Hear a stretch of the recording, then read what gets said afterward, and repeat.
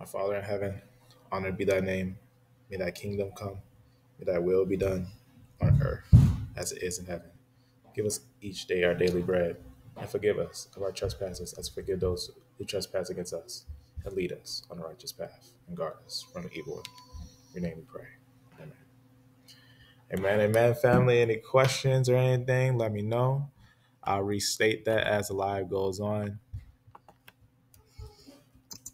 Type it down. All right, yes.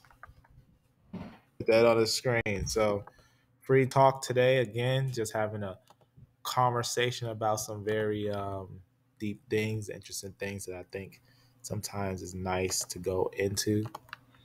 And you never know what find. All right, so we're going to start a series and we're going to go continuing on the history of the Israelites. We are now starting to transition, right, from what we had left before, right? We already looked into the Bronze Age and Iron Age information of the Israelites, and we was transitioning, going into what they was going to go into the Middle Age, right? But I think we'll go a little bit into some of the Hellenistic time frame, and when we go into that, we're going to start looking at obviously the culture ties and their genetic structures and whatnot.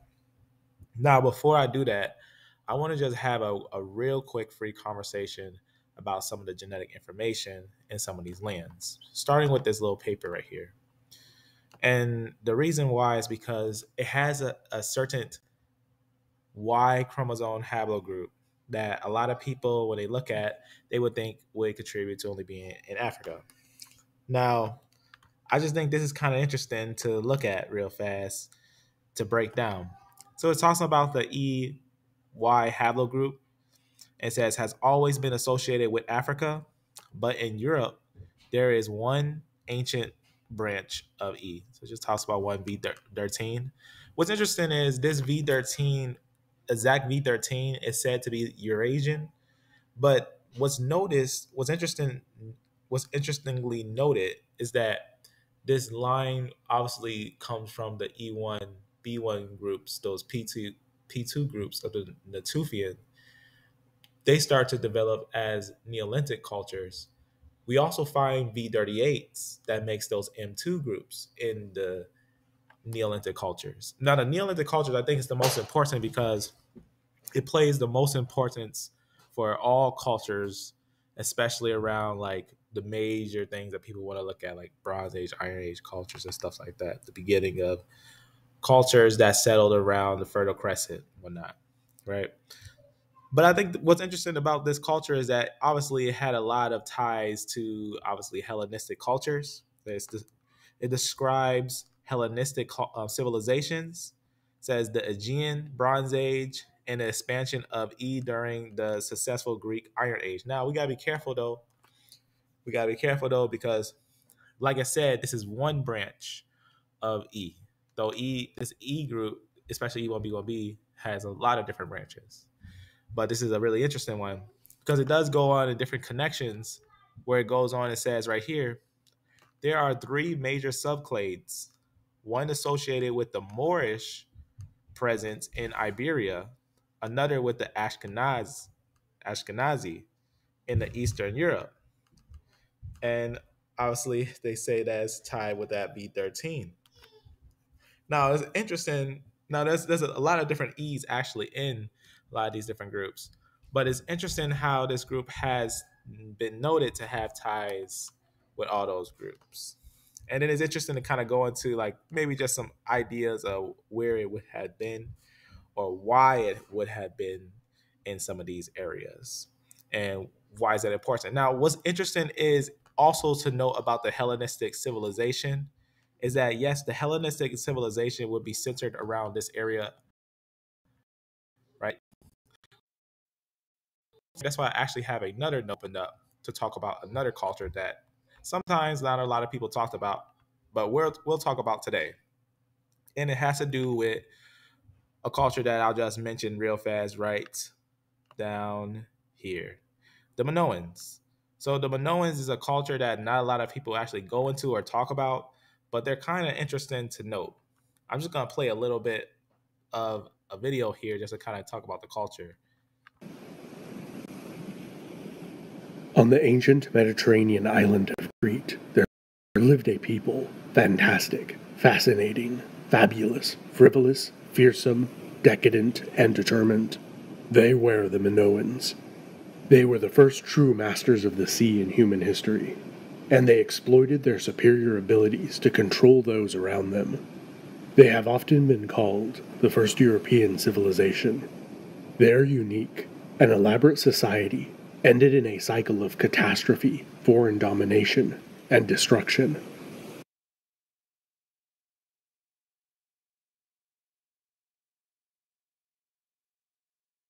Trade with the Amorite kingdoms and Canaanite city-states of the Levant. The kingdom of Egypt became the Minoans' most lucrative trading partner. There they acquired vast amounts of gold, which could be traded at much higher prices elsewhere in the Mediterranean.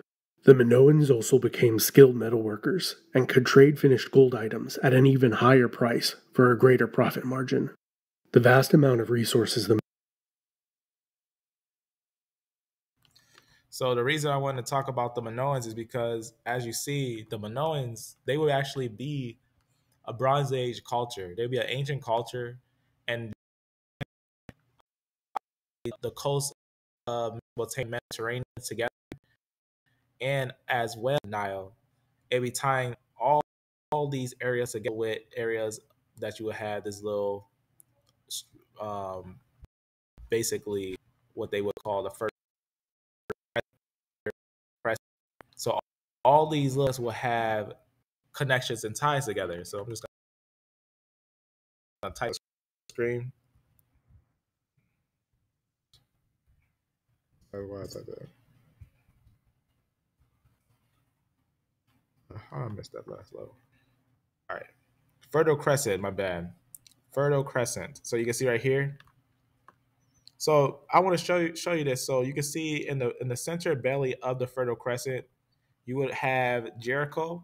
So you would have the Fertile Crescent having connections of the Tigris and Euphrates, Mesopotamia, connecting a lot of ancient areas together, and the Nile. So this actually is a very important covering of areas that is important because they play a major tie throughout all history, especially the biblical narrative. In fact, this is where most of civilization started. In fact, I believe that earliest civilization started in this area, and I believe that all civilizations, modern civilizations that's living today, obviously came after the Neolithic bottleneck, but would have ties to the early Natufian type culture.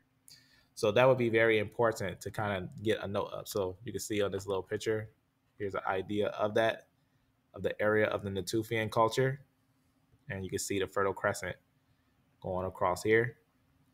So that's very important. There's other cultures that go down the Sinai and down right here where we see Lower Egypt. There'll be other cultures there. We know that some of the groups of the Natufian, some of them went down and invaded into these areas and got a lot of hold when they went down into the Red Sea. And they also went upwards. So some Natufians went upwards and started to settle in areas of Syria and areas over here, as well as other areas up here. And some of them obviously would have went across the seas. And that's what's interesting when looking at some of their genetics and their families is that the groups that would have settled over here also would have went across the seas. So they could have been here in this area. You know, you see how open it is. The amount of trade that is open to is enormous. So this whole area, the amount of connections it got is very large, very enormous. So you can see, obviously, this E group would have had connections in that area, which expanded out of Greece and Balkans. So that's really interesting to know that some branches broke off and went separate ways. Even right here, let's read. It describes Hellenistic civilization, the Aegean Bronze Age. So just like we've seen, the Minoans were there, but the Minoans actually are a mixed culture. Minoans are interesting. Minoans have some very interesting designs and stuff like that. For example, we know that there was a rare finding of most of the Minoans are basically European, light skinned and whatnot. But there's a rare finding of dark skinned Minoans.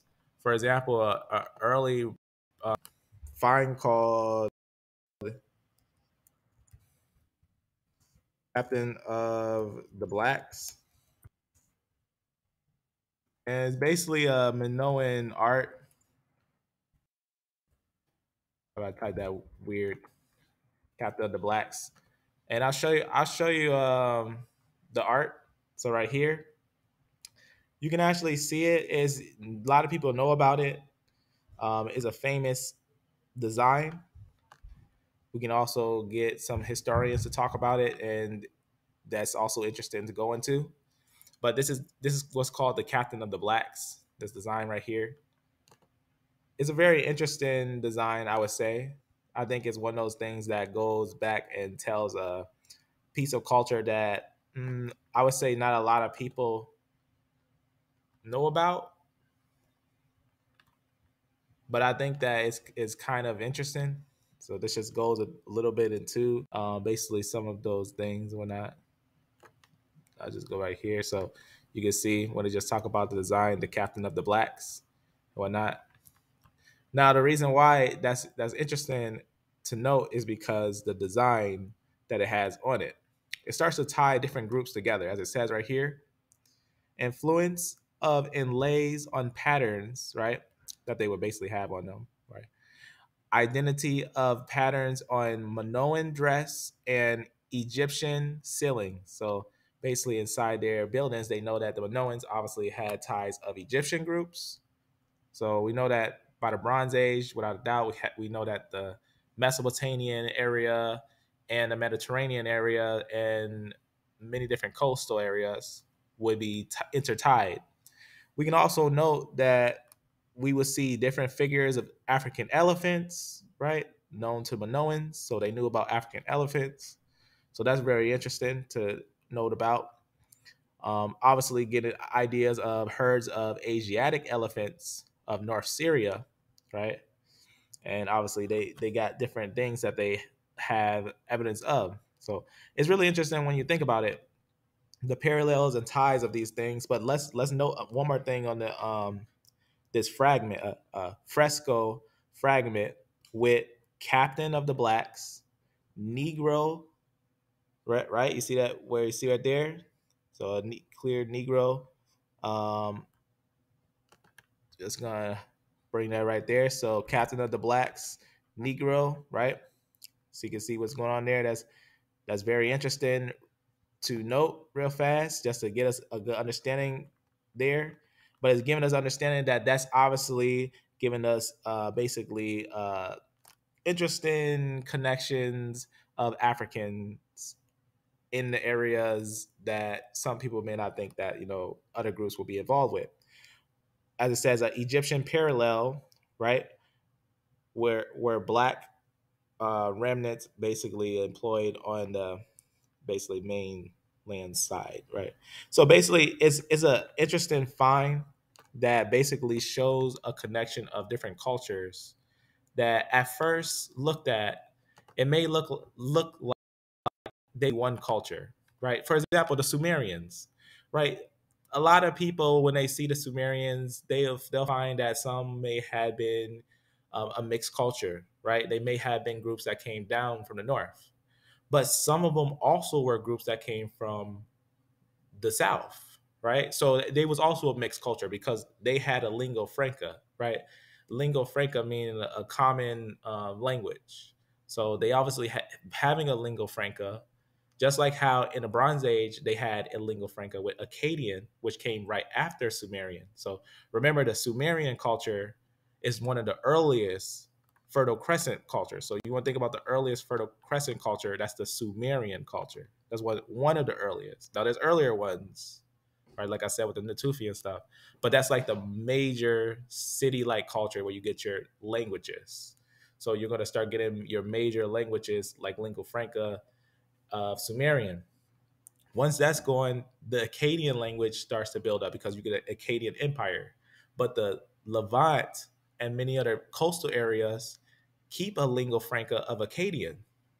So you'll get many different cultures that will originally be like Indo-European, other different groups all around that will speak lingua franca of a Sumerian Akkadian. So they'll spread a lot of their text the same.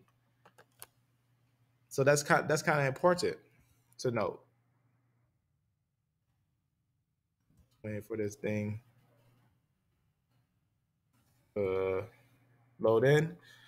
So that's something that's interesting when you think about during the time of the Bronze Age, right?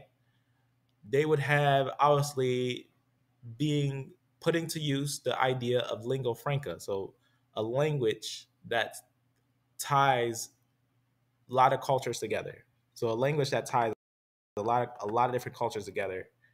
That's what they will be using during that time, right?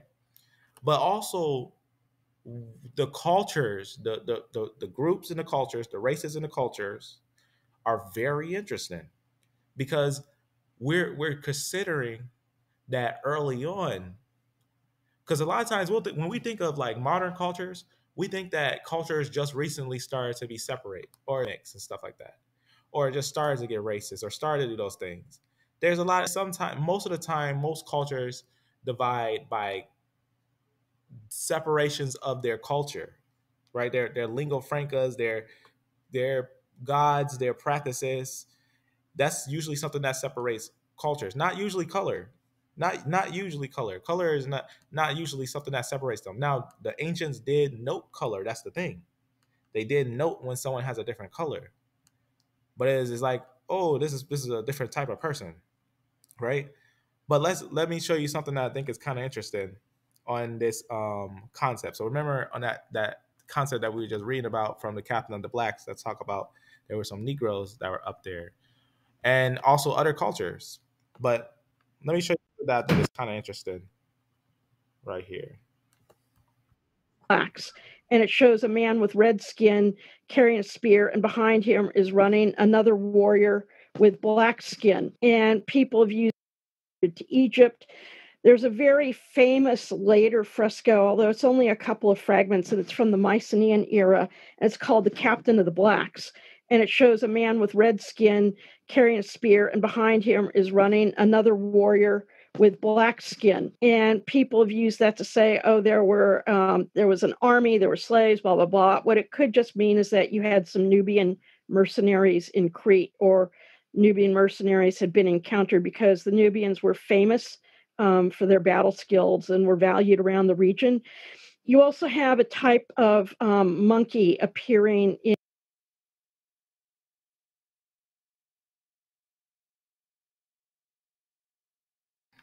Okay, so you can see when you're thinking about it, that design, that Captain of the Blacks design, right? Like we said, Captain of the Blacks represents a Minoan officer, right? Lending a troop of said Negroes at a run. So he's leading a troop of said Negroes at a run. Here, as always, you could say Sir Author is fertile in suggestion. So this just gives us a little information of that. So this person is the one that found it and went over it and everything, just to kind of point that out. And then just a little more information on it of that. So I find that very interesting.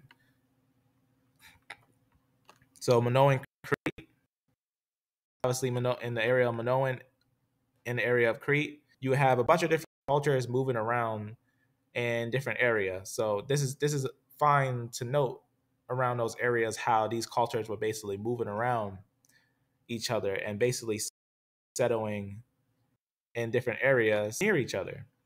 Not really too separate, but actually taking advantage of the use of each other's company. Now, I want to point something out here because I think it's kind of interesting to note about what's being said here. Obviously, of these islands and the groups in Egypt and whatnot, but it just talks about something that I think is kind of interesting on this part. So I'll just read it right here. I guess this has it on here. Move that. No, let's close that and just go back to this. All right, so this is what I want you to see. It says where it's talking about their connection and all that. When it's talking about what they are getting connected, pretty much as we see, even as it says, he sees Let's go back to that. He sees in this, right? He sees in this, right? Black, obviously groups that are among them, right? And remarks that it is significant from pretty much the observance of that belongs the age of the great expense oversea. And basically, talking about, long story short, is that what we see is that the culture is mixed, long story short. So it's something that I think is interesting. It's something that I just think is interesting because a lot of times not a lot of people take that into consideration of how mixed and mingled these cultures can be at times.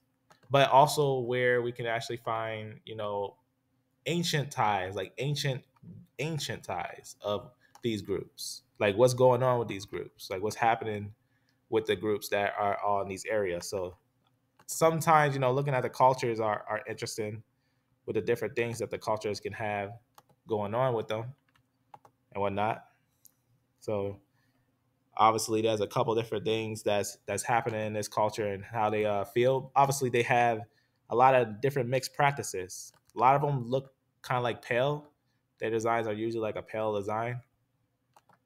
Some of them are kind of red, but sometimes people say that design is just because they say it was a Egyptian style that when they made the people, sometimes they make the males red like that, but that's how they knew that when they had someone else that was darker than him, they knew that that was completely assuredly a black person, which is really interesting because he has this, the black person has the same apparel, so it's like making them equal and whatnot.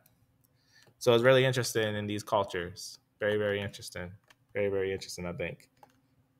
But I think these cultures tell us a story. I think they tell us a story about how these cultures were very early tied together, and that we would have to consider these cultures at least to their furthest root, and then conclude them from there instead of like looking at time and basing who could be who based on who's all where they're at right now, right? And that's why I think genetic and ancient studies are important. So I think those things are important. But let me go back real fast. Note on Egypt because that one more thing on that I wanted to point out. So that's why instead of like making a lot of like shorts and stuff, which could be interesting, time to go over a lot of these cultures and actually go and see the actual on these things.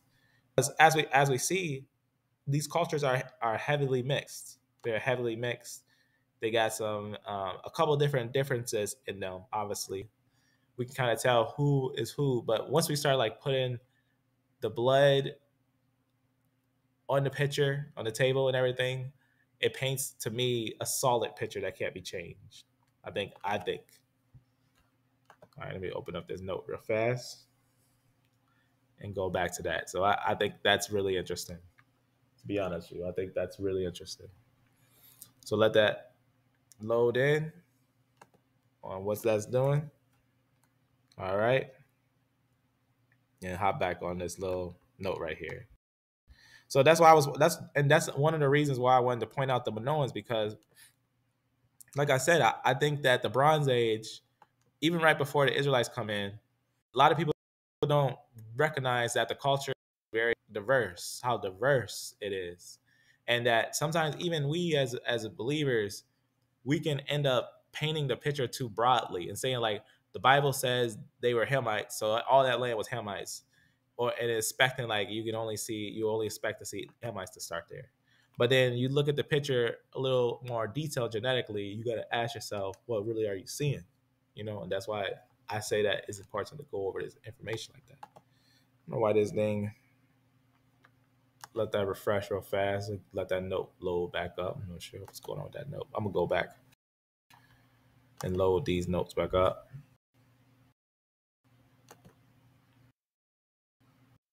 I think I know because I had that open. So and that's That's one of the reasons why, like I said, I recommend looking at cultures. Like I said, the Minoans. At first hearing about them, there's always a summary. There's always going to be a summary on the cultures, and that the common summary is always fine. But you got to also remember, it's kind of like it's like life. It's like life. The more details you get, the more interesting it is. The more interesting it becomes, because it becomes very real. It becomes very real. It doesn't just become like a summary, a painted as a broad painted summary. It becomes very real, very realistic, puts you in reality. Puts you in reality. Even sometimes puts you in the culture. All right, there you go. So scrolling back down, so you can see, right, going from the Neolithic time frame, we obviously see that some of those groups would end up going into areas of basically Europe and some areas of Greece, and not just Greece, but some of the islands, the areas where the Minoans are and whatnot. We would see some of these different groups settle there. Now, obviously, multiple different groups, right? Multiple different types of groups, because we can look at the different families that are there, right? There's different studies on pinpoint groups that are found in the Bronze Age. They're always interesting of going over and noting their individual groupings. Then you start to see some things that basically enlighten itself, I would say. Just gonna scroll down to that real fast. So we also know that other groups settle around that area. I'm just gonna put this right here because that's what this is gonna talk about next. So, like we said, they can settle in this area with whom? Also, the area of the groups that would be obviously from what they say, the Balkans or the Aegean. So, Aegean Bronze Age and everything, obviously, all the way to the Greek time frame and whatnot. So, some would settle into those areas. That'd be very important and interesting to know. So, very interesting report, right? But let me scroll down and kind of point out something also here. Another group that he also ties in with early is R groups. So he actually gets some early involvements with some R groups. In fact, in particular, about I would say Bronze Age. During the Bronze Age time, you'll start to get transitions that start to happen at that time. For example, right here, you can see Aegean Bronze Age in Cyprus, beaker and corded ware culture. So if you're familiar with the beaker and corded ware cultures, now what's interesting about this is that I had pointed out in the corded ware culture, the corded ware culture was highly mixed, right? If you had seen that already, that's when I was pointing out on the female lineages that there's something called the complexity of the corded ware culture. And it points out that in the corded ware culture, they had L3. They had L3s in there. So what's interesting about that is that the E groups, L3 groups, R groups, they're starting to meet each other very early. And they're starting to kind of come together and they're kind of hanging out. As we see, EV13 splits into 8 branches in Europe. So it gives a lot of branches of it breaking in Europe. Talks about other branches that are going to be rapidly breaking in Europe. So if we know in the Bronze Age, so between 5,000 to 4,000 years before present, and if we go back to maybe R1b and note something interesting about R1b, R1b actually, before R1b, its later descendants go into these areas here. They first go down into the areas, obviously from Asia, right? Going down towards Europe. They try to make a move into Europe. Something happens.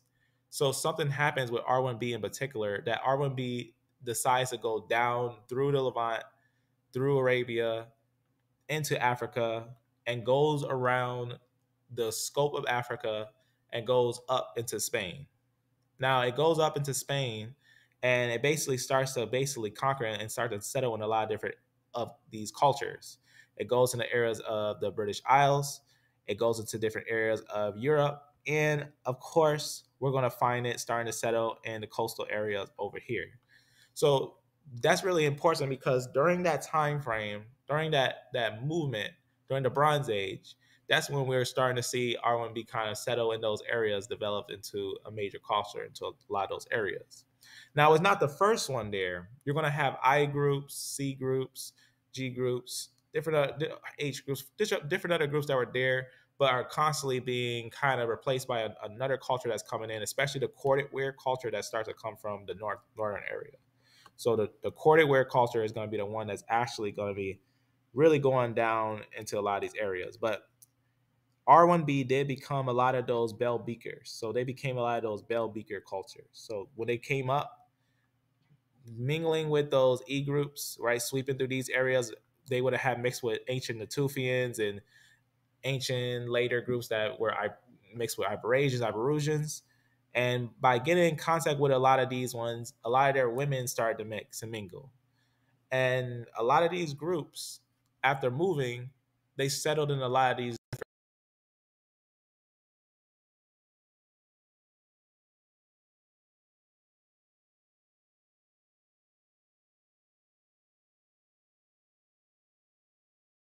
a map of all R1B that's basically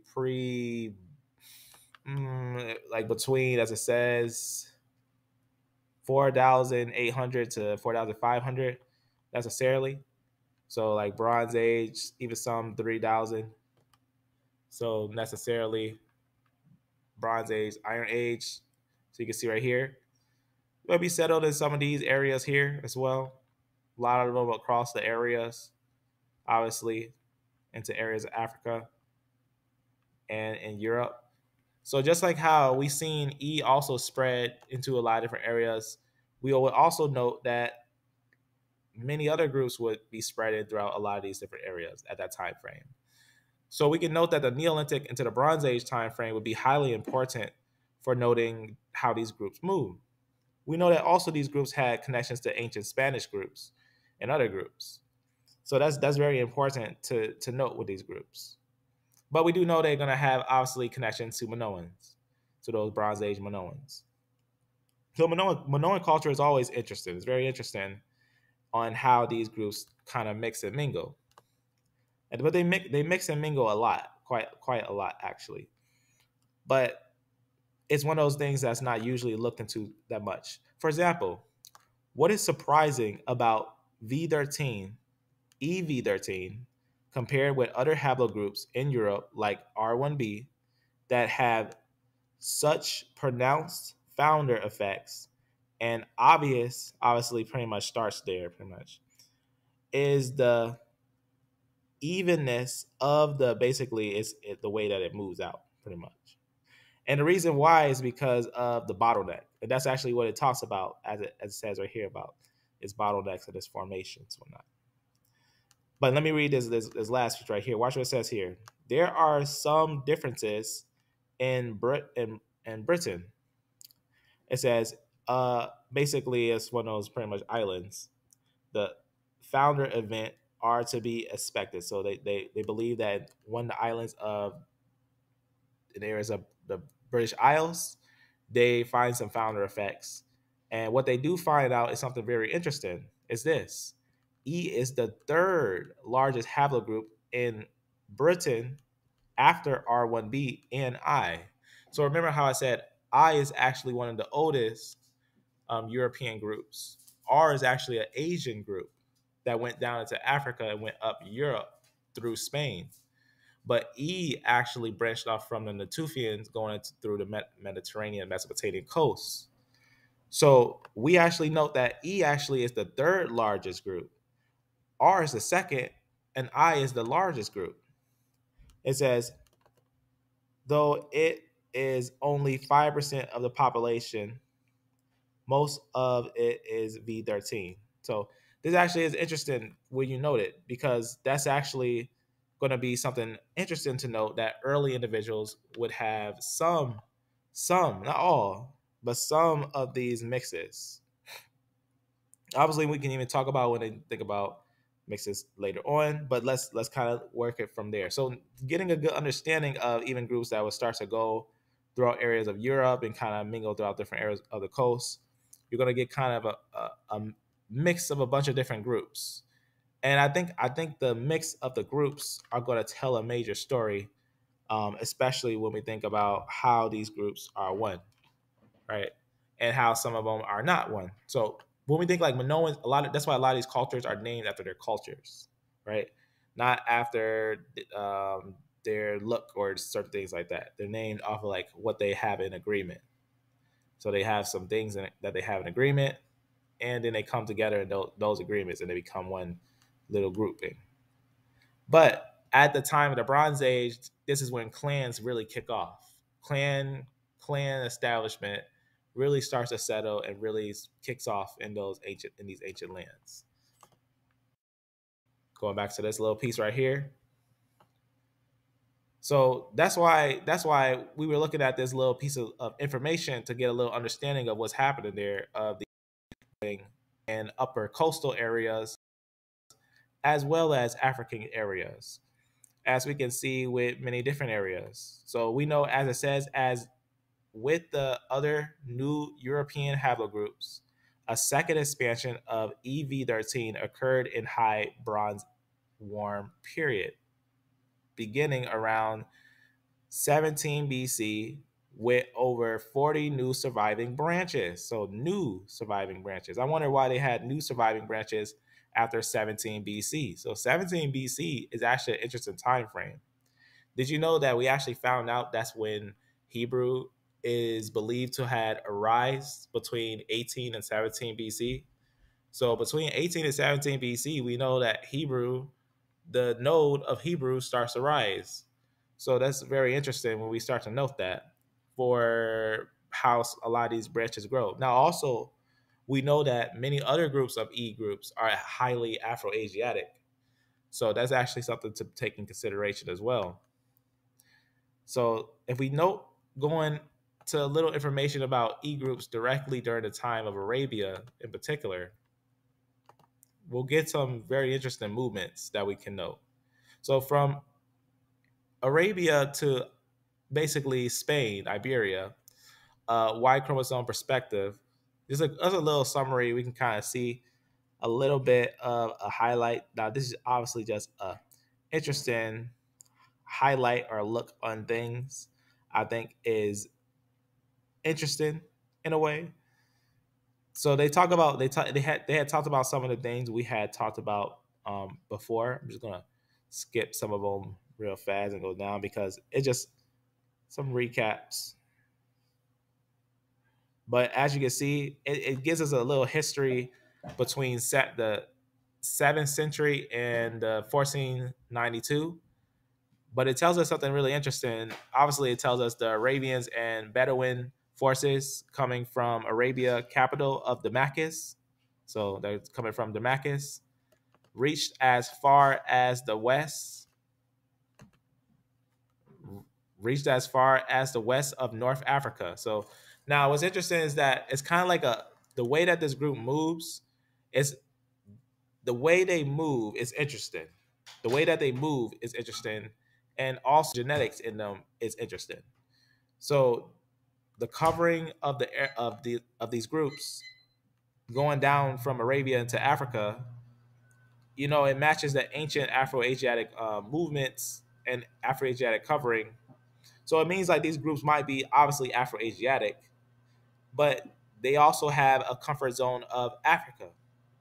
Now, if we get a little bit of the genetic analysis, this is what they talk about. So genetic studies indicate that the contemporary populations of Spain are not uniform. So not uniform means they're mixed. So they're going to be mixed, mingled. There's going to be diverse haplogroups there, diverse groups that are actually be in Spain. Actually, I wanted to take a second to look into some information on Spain because we actually wanted to go over a little bit of Spain. So what I'm going to do real fast is just open up this little thing here. Just looking to see where a link is to it or to one of the tools.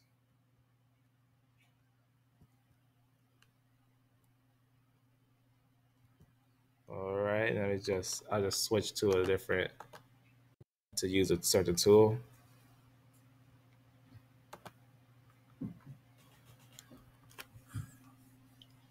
The reason why this is important because when we start getting on the history of the, like we said, the history of,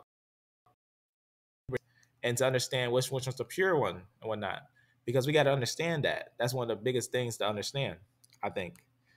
But first, we got to kind of establish things physically. So, kind of understanding the area physically on those things. Let me just make sure I open this one. Okay. Need that and one more I need.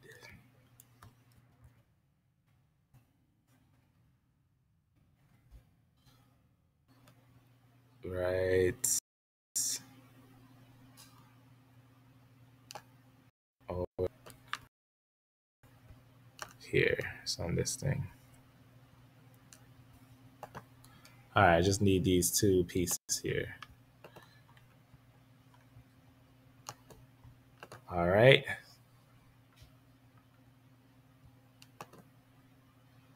All right. And let's go to Spain. All right, let's take a look. Let's take a real quick look at Spain. So remember how we had read that obviously Spain is not uniform.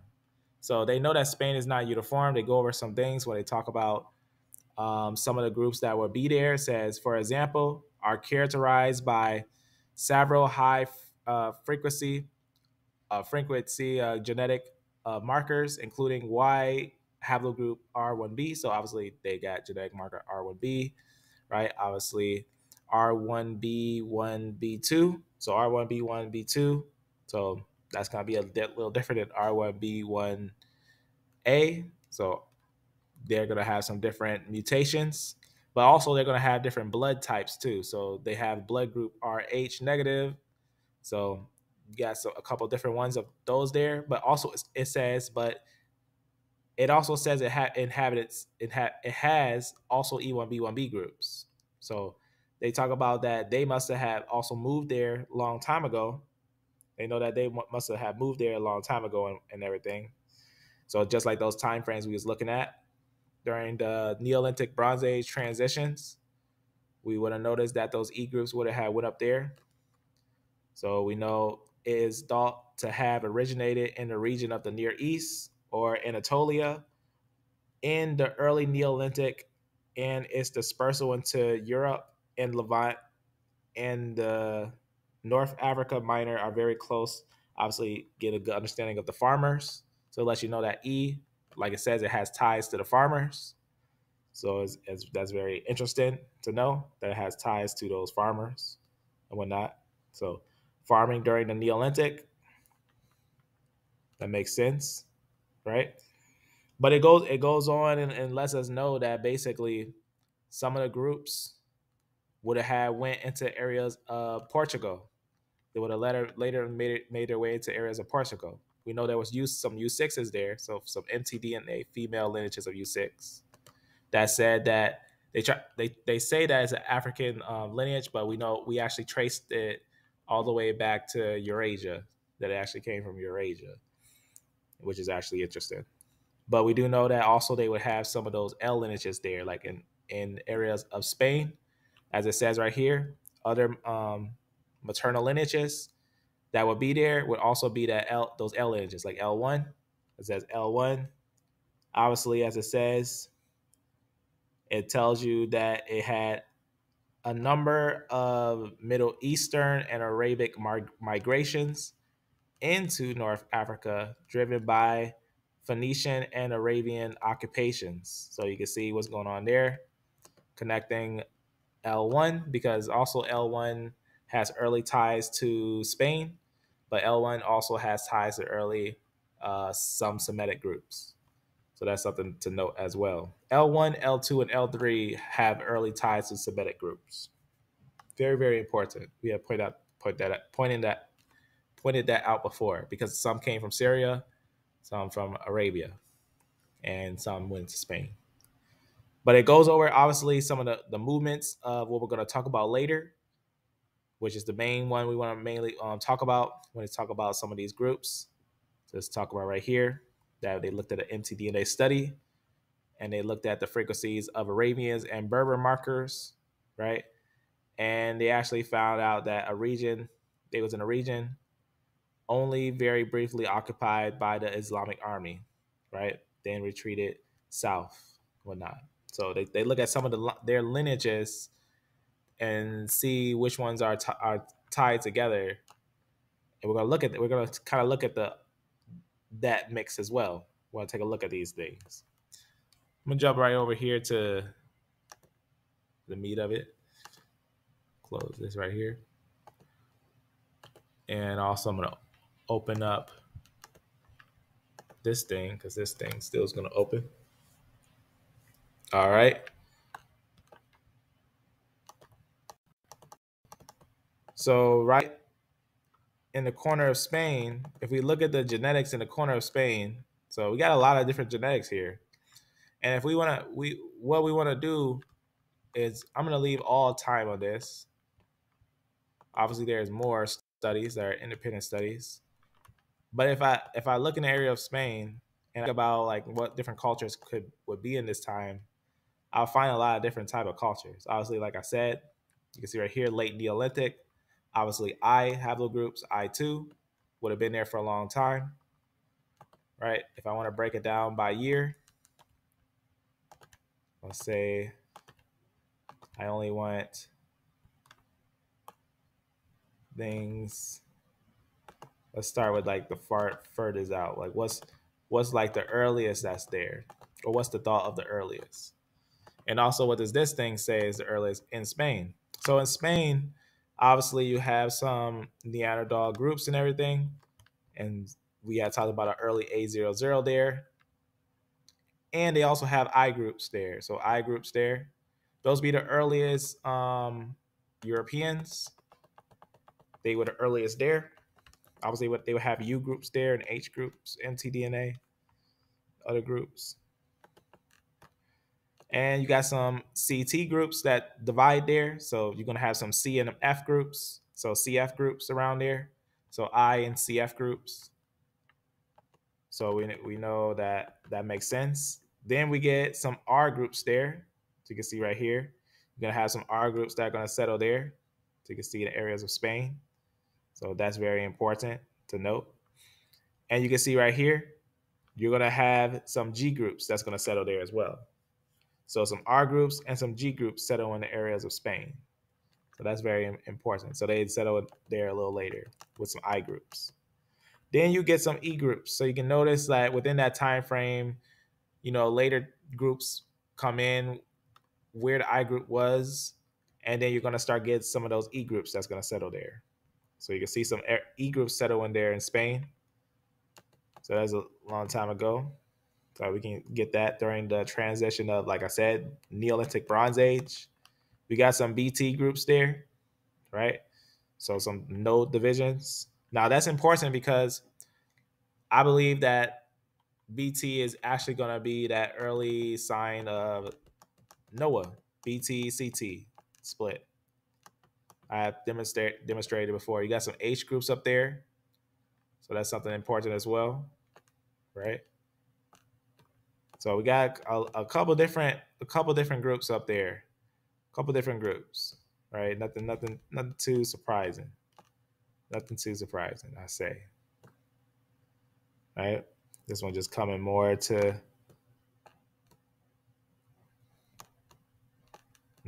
close to in the Bronze Age, Iron Age. So I's, H's, G's. You got some R's and E's as well, right? Here's the R's that come back around, RV88. That's the one we would just talk about 4,500 years ago. So you can see what's happening there. Some nodes made it, some nodes didn't. Like you can see right here, like I said, in the Neolithic time frame, a lot of things had changed. So you can get some divisions of I and J. So very, very important. So that's just key. So we got some good idea of who's in Spain. Got some P groups, right? Scroll all the way down real fast. We can see even like what we think about just recently, even today, we can see that with R groups back then, there were E groups back then. So that's gonna be important. Some J groups as well there. So we can see that would have some interesting groups there. Obviously, you should expect them to have some of those I groups there because they were the first there. You wouldn't expect them to be completely replaced, right? So that's definitely one of those things I think is interesting. I think these things are definitely interesting, right? They got a lot of different groups there. E1B1Bs, E1B1As, right? They got a couple different groups that will be settled in that area. In fact, this one even says is a Muslim. So you can see right here it says is a E1B group. Even this one says it was there in the areas of that area and is an E group. So right here it says a Muslim, and they have some of those mix of those Eurasian mixes. You can see some females with L1 that we just talked about in Spain. So L1 females in Spain, and we also have some of those E groups mixing with some of those Eurasian groups. This one, if we look on the map, we will see that is up here in this area, and it tells us that this was a Muslim that he's going to be posted in this little area. So that's kind of interesting when you think about it. Let me just open up these now, so you can see it's just a little more on there. So you got your I groups, some I groups, right? Some mtDNA, Eurasian mtDNA groups, some Eurasians. So it's just mostly Eurasian mtDNA groups that they was mixing with, right? Which makes sense. I groups there, some G groups. So mostly a lot of different I groups, a lot of I groups that were mostly there, and some H groups. So because GHIJK, so GHIJK was one, and it's split over here. So that's one thing you can see, G and H. So G group right here, H group, I group, because GHIJK, GHIJK, HIJK, IJK, no, they're nodes. A node. These are clades. These are the children of clades. But the nodes would have divided over here, GHIJK. So in my eyes, all this makes perfect sense. How GHIJK broke over there. You also got some mutations of other groups. You got R, which makes sense because K. Remember, K makes R groups. It makes R groups. It makes T groups, right? All those come from K. But you can see what's going on over there. So that makes sense. And then later on, you will get those Muslim groups coming in, other groups that start to come in, right? Other groups that start to settle in these areas. Other groups. This one's just more. This one's still not yet the Muslim time frame.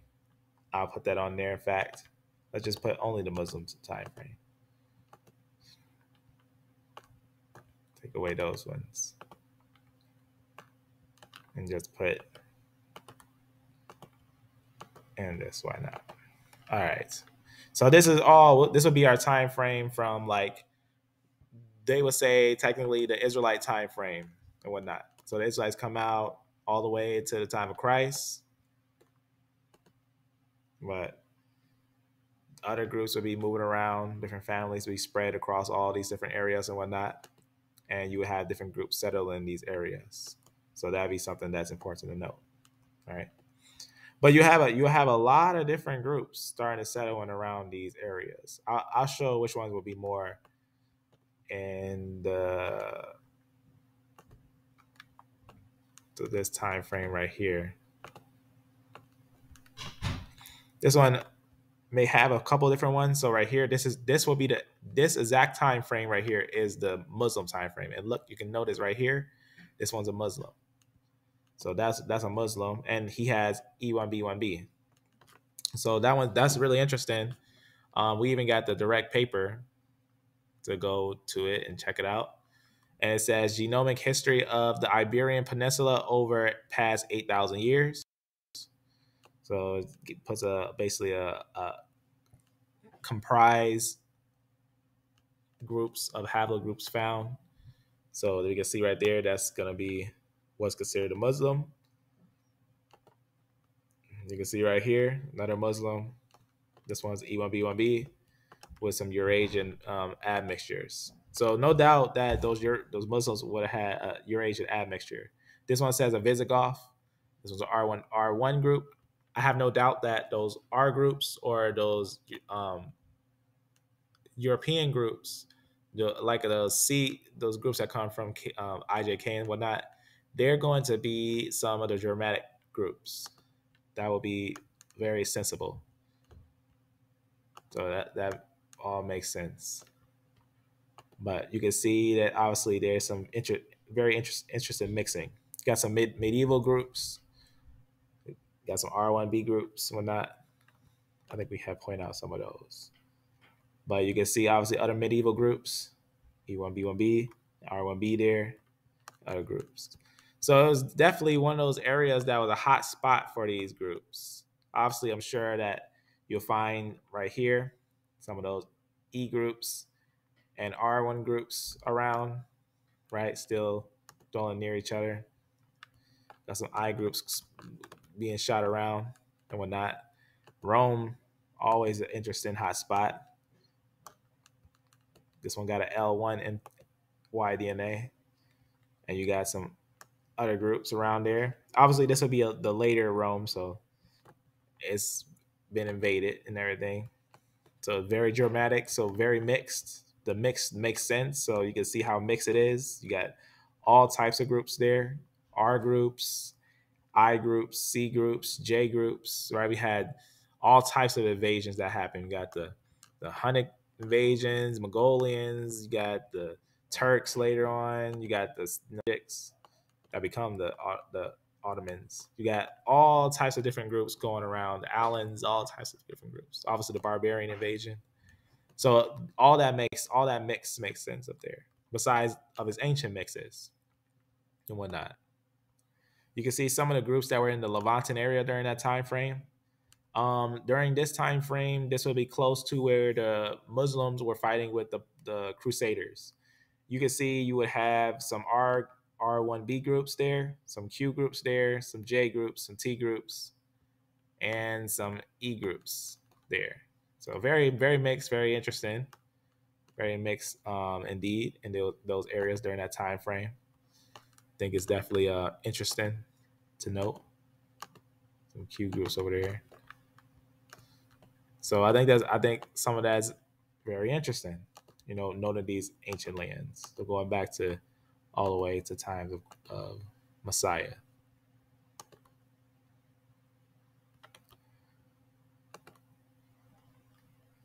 You can see some of the groups that would have been also over there. It seems like even before the invasions, we had some R groups there and E1B1B groups there.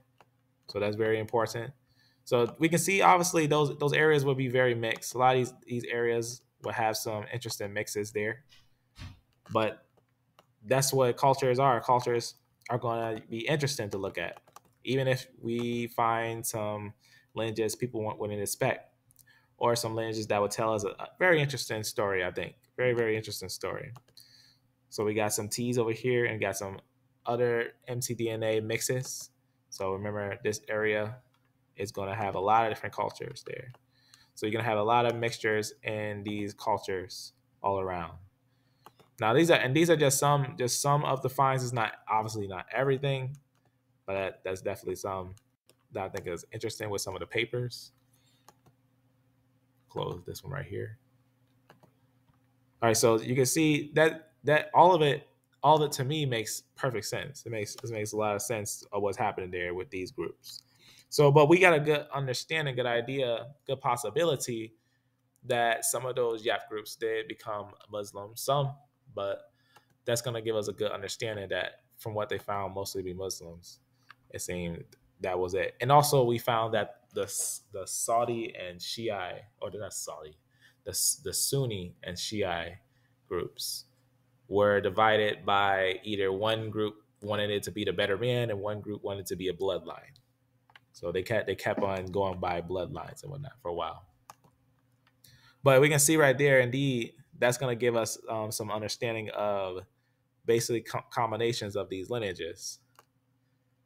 Very, very interesting. I think it's important to look at the diversity that we're seeing with these lineages. So it's not just one group. It's not just one group that's there. It's very mixed. But we can kind of get a good understanding on what's happening in those areas by looking at the ancient cultures and comparing them, and you start getting an interesting outlook of these cultures. I'm just gonna zoom down to one more on this thing that I think is kind of interesting.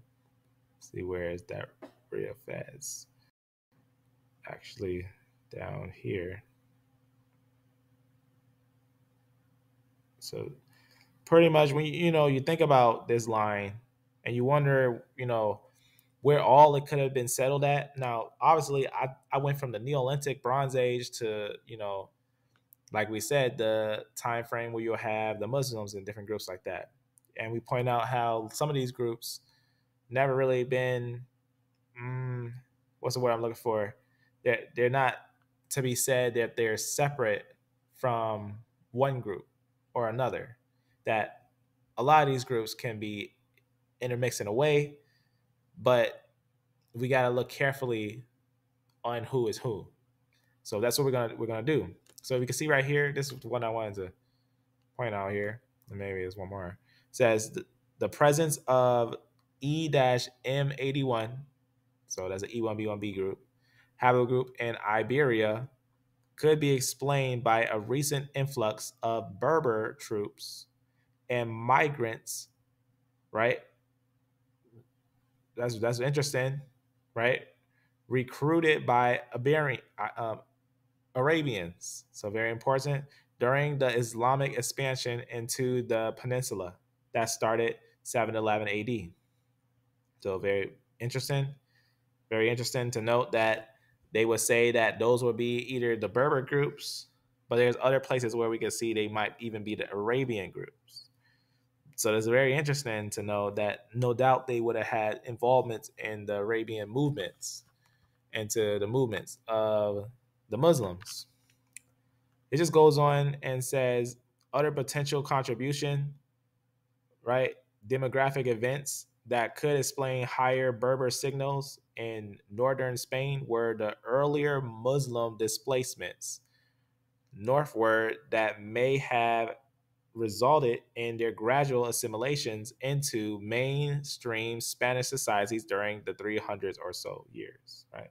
The conquista of, as Christian forces pushed south towards the kingdom of Granada. So you can see what's going on there. So obviously, getting a good understanding of that is that when the Christians push down, they say that, well, it looks like this E group shows that it might have been more with the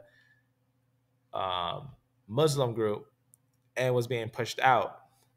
So it seems that what they're saying here is that no doubt that E group will have connections with the Muslim group. So with the Arabs and whatnot. So that's very important because it starts to mix groups in Morocco, groups in Arabia, groups in different areas all around, and show how they're pretty much heavily tied, even from ancient cultures. Because remember, during that time, Islam is a later religion that rises up. So after the Jews and after the Christians and everything. But that's one of those things that we actually know. One of those things we actually know. Let's scroll down a little bit. This just talks about a few other things. I'm just gonna jump to the bottom here so it loads in. All right. So pretty much you can see from this map here's a good idea to understand where a lot of these places would have had took place.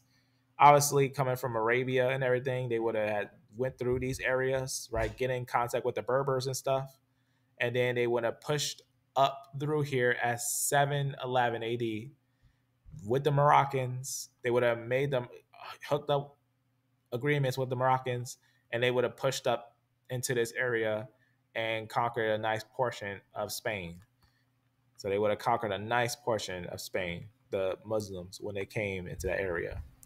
So that would have been very important. So they would have had a lot of ties to these Moroccan groups. So very, very interesting when looked at. I think that the understanding of these groups is quite interesting. I think. But let me scroll up a little bit to see. There wasn't one more on this thing right here. All right.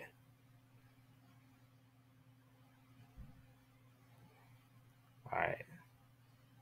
No, that's the one that's the last one right there. So that's the one pretty much, and you can see obviously, there also will be like other groups that will be involved there because if you know, even later on, the Turks start to get involved with the Islamic groups. So that's why even you can see they'll talk about other groups being involved in it and whatnot. You can see even right here. Furthermore, the presence of J1 and subgroups within Iberia's time and everything for this time frame, long time ago back, for the entire territory of Spain and Galatia. So Galatia was like obviously the area where let me use a map. Pretty much, where the corners under the the British area, pretty much underneath the British area, pretty much. So Galatia, that at that time, like areas near Germany and stuff, of Spain and some there. So Galatia had a nice little peak, nice little area of hold. But that's why not a lot of people know that the Muslims also went up here too. But they was one of their strongest holds is when they took Spain. So when they took Spain, that's one of the biggest things about the Muslim conquest. Here, they started to grow. They started to grow around here. They started become an empire, invading. They killed Jews and all these different areas. They started to conquer a lot of the areas over here and here, getting other people to join with them away, going to the areas and conquering, slaying everyone in their path, and then going through and causing all types of mayhem. So this is one of those big things that we got to also note when you think about the Islamic conquest, that not only did we confirm it doctrinal that it was evil, but it was evil in its whole origin. But we got to understand without a doubt that there was a couple different mixed cultures going through there. So remember, there is a religion that's separate from a bloodline. So bloodline is one thing, religion is another. So that's something that's very important. So the religion is evil. I'm not saying the people are, but some were tricked, right? So as you can see, when it's just talk about some of them, obviously they just saying that some went into Iberia, may predate the Islamic invasion. So obviously J most likely was not the um, Arabians or the original Muslims, because we also found J there, and we did when we was looking at some of these, we seen J was there early on. That's just a Asian or European line, which we'll find many times in the areas of Europe and Asia, just like T's and other groups, R's and other groups all around, whatnot. But that makes sense. That's stuff that actually would make sense for us for looking at these things, right? But remember, I groups were the earliest in these areas. They would be the most earliest there. So that would kind of tell us the earliest ones in a lot of these areas to get a good understanding on the origin story, right? So very, very important for a lot of these. But we'll have a lot of different groups settling in islands and whatnot. So very, very, very, very interesting, I think. Very, very interesting. Very, very interesting. Zoom out on this thing. All right. So you'll get some very interesting movements, obviously, from these areas around here that will start leaving and going through and going down into these areas and going through here. So you obviously can see other groups settled around these areas. You got J groups in Egypt. You got E groups in Egypt. So you got some obviously different groups settled in these areas, whatnot, which all of it makes sense, whatnot. So going back to this thing. So that's why I just want to take that quick second to kind of point out those areas because this area, since we have pointed out the groups that were in this area, like the obviously earliest is the Jews, then you have the Christian Jews from 2000 BC till first century, right? So first century, they're obviously going to be at their peak, and then the Christians come. So the Christians are going to be spread through all areas, about 600 or century, 7th century, where you get your rise of Islam. That's rising up from these areas, from here to here, and pretty much spreading across and reaching all across to this area. There was different caliphates. There was dates. So different every time a leader died, it was like a new caliphate event. So that was something that's important to know about. Something that's important. But now we know that Portugal was kind of mixed. It was kind of mixed, but we got a good understanding of who was there first. So remember a lot. That's why a lot of times our rare haplogroup E1B1A, those were the Israelites. So I got to also remind that as we have proven many times. But when it's other family ties, like it's Semitic brothers, E1B1B, right? So that's the group we have confirmed as Afro-Asiatic and highly Semitic. But we also would have other groups that would be dwelling around those areas. So I think it's important, but I think it's important again, as early as no doubt, like Neo into Bronze Age, all that, these cultures are mixed. Cultures are getting mixed. That means that there's not going to be like one area with only one group, but it's going to be different groups around there. So it's really interesting to look into. That's what makes it really interesting to look into, to see those different cultures and everything. But just for verification, there's still variation in these groups. There's a lot of variation and a lot of differentiation in these groups. So there's a lot of different groups, and there's a lot of varieties of groups. So that's something that I just want to make sure is understood. Make sure that's understood.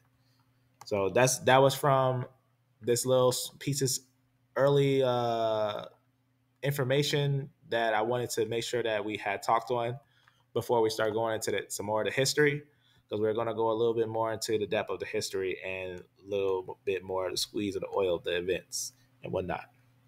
But this is always interesting to know about the stuff that are pre-Islamic, pre-Israel, pre major events, to understand how those lands were mostly set up and all around.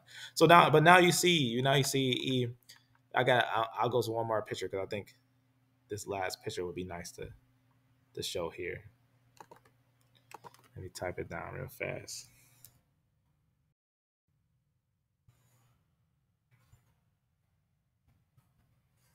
I didn't pop up without going for me. All right. And shalom, shalom, family. Shalom, shalom. That's right. Amen. Real fast while this thing pops. I'll point out that real fast what you just said.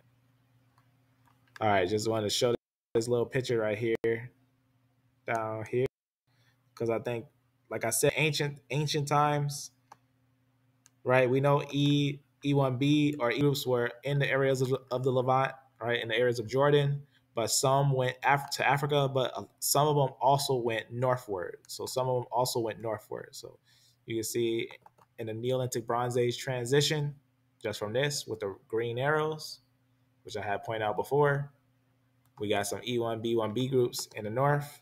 We got E1B1B over here. We got E1B1B over here. We got E1B1B over here. We even have E1B1B all the way on the other side where you will have like Turkestan, Mongolia over there, like corners of it, edging off the corner. But we can see indeed those groups will be settled in the Cauldron pottery culture, E1B1B, right? And a couple different cultures by name. So that will be ancient cultures by name. So that's very interesting when we note that how deep those groups actually go into those cultures. But that's right. They say that was from the Middle East, Sparta, and it probably was. They were probably Spartans. That's probably true. They probably were the Spartans. That's probably true. Could be how I'm related to five on my true ancestry. And isn't I think the talk of Ramses the Third is very interesting. There's a lot of brothers who are going over the mutations of Ramses the Third, and they're trying to see is Ramses the Third V22 E1B1B, or is Ramses the Third a early pre V38 E1B1A line? Some people say it's actually P177. P177 is a pre E1B1 line that will actually draw together E1B1A and E1B1B. So it could be that Ramses could be a sign that during that time frame, there was still a E1B1 node that tied E1B1A and E1B1B. So that's interesting, though. You know, when you're saying that you had ties to Ramses II in Egypt and Scotland and everything. I think I do too. To be honest with you. Amen, amen. Shalom, family. Amen. Amen, amen. Amen, amen. So today it was just more of a recap, a summary recap and whatnot. So, nothing too serious because we're going to start getting into the history now that we got a nice summary of Spain, because I think not a lot of people touch on Spain and some of the different diversity in areas of Spain. But that was just a kind of a little highlight of some areas of groups from Arabia to Spain. And not just from one time frame, but from the Neolithic Bronze Age with the Minoans and stuff like that. And then obviously you're going to get the Iron Age transition to the Middle Age, where you're going to have later on your Islamic rising. And that's gonna be what we're going to be looking at what happens after some of those events. So remember, we are starting a informational summary on the after the early Christians. So there's going to be like late Christian, where the Islamic groups rise, and then we'll start seeing basically, obviously, different cultures settling around. But the main thing we want to focus on is that understanding of doctrine. So the understanding of doctrine. So it's going to be all about doctrine, about understanding of doctrine. It's an understanding of some things, some genetic things. But again, I think today the one of the most important pieces to understand about this is that when you think of different areas around, right, different cultures, the Syrian cultures, the cultures that go to Spain, the cultures in areas of Crete, African cultures, right? They're not just black and white, right? They're not just black and white, but they're deep, complex. Within the blood, there's a risen code of all these groups. So if you start looking at like the Y chromosome and the mtDNA and add that with history, it will expand the understanding of these cultures. So haplogroup studies are very important in these modern times, right? You're going to hear a lot about it, and I think that they're important and key for expanding the final pieces of history that we may not have. So, with that, family, that's all I got for now. Just a little breakdown of some history and some stuff. So I hope that you would catch us live on some things, because we're always going live 3 p.m. Central Time. and we might bring out some new stuff, some very new stuff that is being noted. But the year just started and some serious things are happening. Have you seen already that they're talking about they got a hit on the Russian leader, Vladimir Putin? Not really a hit, it's like a symbolic warrant for arrest, pretty much. But some very interesting stuff. We're in a very interesting time, so we got to take advantage of the information that we're able to acquire and to give. So with that, family, keep on keeping on, keep growing. Hope that you check out some of the playlists. May you be blessed. May you be beloved. And amen, family.